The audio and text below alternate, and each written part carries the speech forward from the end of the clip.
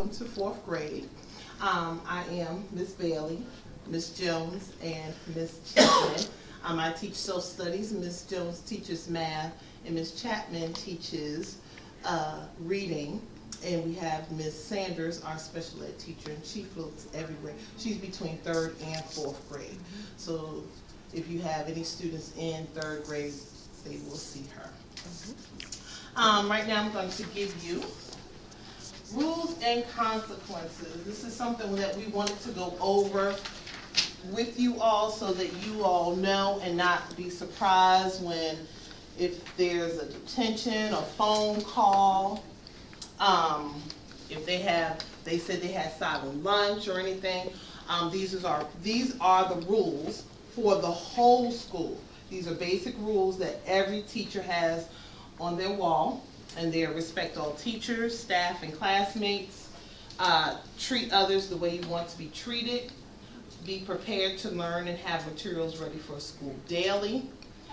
Listen carefully and follow directions the first time given. And take pride in your school and do your best. Now those are our basic rules. The consequences are 3 tallies in a day will be considered an offense, and students will receive the following tallies.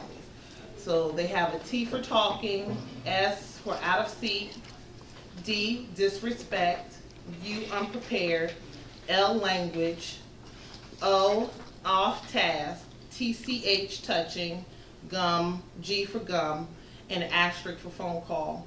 We have DB for disruptive behavior, A for opposition to authority, H is for hallway, B is for bathroom, and NFD is not following directions.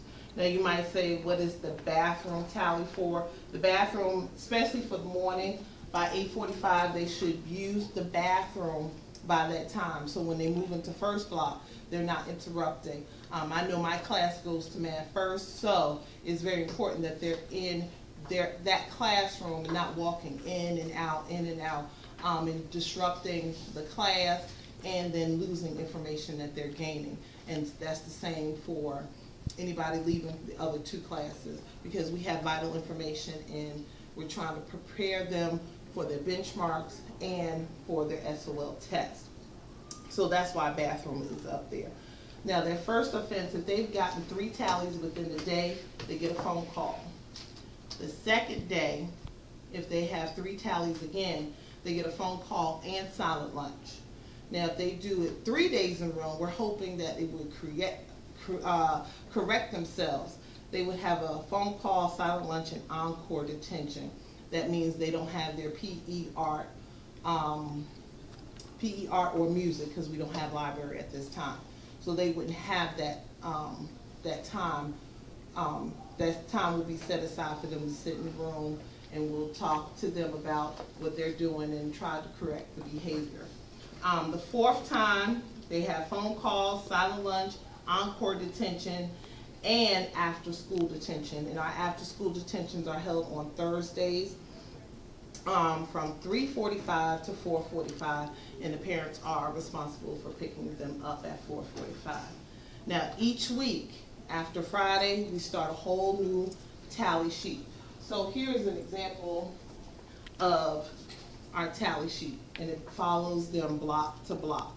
So when they, also we added a new tally, homework. I forgot about that one. We added homework because we're trying to get them to do their homework and be consistent with their homework, because we know that homework will help them on their Friday's test. So we have a new tally for homework. This will go with them to every block.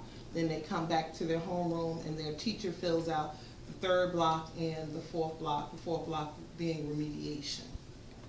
Anybody have any questions? Yes. Okay, a few. The G for gum, so they're not allowed to eat gum? No. They shouldn't, okay. And the homework, Tyler, would that be It would HW, yes, okay. it sure would. And if, by happenstance, it's the parent's fault that the child isn't here by 8:45, because we have them until 9 o'clock technically, and we're doing like 8 billion other things, would they be allowed to use the restroom if it's Yes, if they're late, yes. If they've been here since 8 o'clock, because we opened the door at 8 o'clock, they've been sitting around here since 8 o'clock, and at 8:45, they're like, or they get to the next block, I have to use the bathroom. You know, you've had a whole 45 minutes before you got to your class to take care of Right, it. right. Mm-hmm, And for the library, what accommodations do they have? I'm kind of stuck on, I'm kind of confused about I that. know. So are Well, we they don't- reading? Do they still get to read it? They, a lot of children are struggling in reading, which I just heard. So, Well, we don't know exactly what's going on with that, but I can say is they've reconstructed Encore to accommodate that spot until it's filled. Okay. And once there is filled, then the students will be able to go. They will be able to start AR. You know, I know everybody's excited about trying to start AR and have their child to gain points and all that. So once, I guess, Ms. Shears Walker figures out how she's going to do that, then we'll have library. so the teachers are not allowed to take the children? Mm-mm. Oh, because the encore is supposed to be your break time. Yes, that's our Okay. time for planning, meetings, and like we meet twice a week. Then Ms. Jones, she has to go meet with the math specialist. Okay. Miss Chapman has to go meet with the reading specialist. So our week is pretty packed when it comes down to our breaks, and that's the only break we have. Okay. And Mhm. this one may sound a little ridiculous, but to listen carefully and follow directions the first time given. Now a child that's Well, dealing with- well, we understand. Okay. There's some, yeah, that are, you know, are unique. You know, I consider That's them nice, unique. okay. They're very unique. And so we will give an extra chance for them to get it right. But then the second time, they've been talked to. So we would want them, and then they'll just get that tally because they've been told, you know, the first time, you know, we're giving them Right. a given, you know, so the freebie. Yes. You talking about instructions to be quiet or instructions to do work? Instruction to listen to instruction and to do instruction, because some days, well, for social studies, a lot of hands-on. We're cutting, we're pasting, we're getting foldables together. And so if you're talking, Parents, please report to the multi-purpose room to sign in and pick up any information. Please report to the multi-purpose room to sign in across from the office, to sign in and pick up any information, and then you may report to the classrooms. Thank you. I'm at 8 minutes.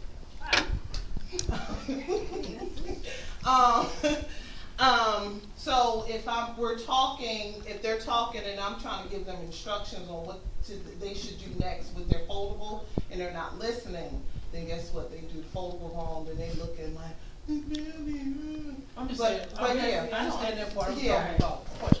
Yeah, that's what I was. Because I always tell my daughter, oh yeah, they can ask That's questions. all Oh, Yeah, they no. talk They about can ask questions, but guess what? They should do what? Oh, yeah, Raise their hand. definitely. You know, we have some that blurt out and we'll say, you know, we'll remind them, Oh. raise your hand, whatever. But yeah, questions, Oh, I like understand. all That's time. all. Mhm. Yeah, whatever. That's kind of what I was, you know. Right. If they're doing something out of order, they're out of order. Yeah, and they're out of order, Right. yes. I But mean, if they're like, asking if they- questions or they're inquiring about something, that's fine. We don't have any problems with that. But just to continually talk or do something that they're not supposed to be doing, like they're talking, they're supposed to be completing their foldable, or they're supposed to be completing the math problem, and then they miss a step, then Ms. Jones gonna say, well, why were you missing a step?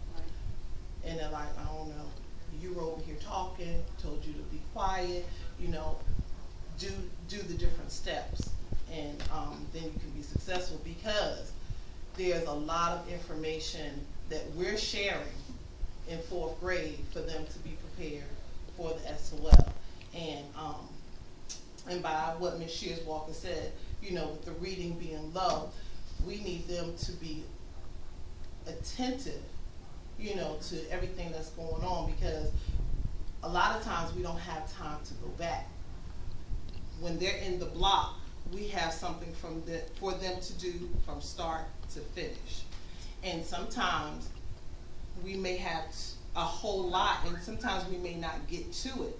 But for the most part, that block is for instruction, and we need all eyes and all ears, you know, on their work, on the teacher,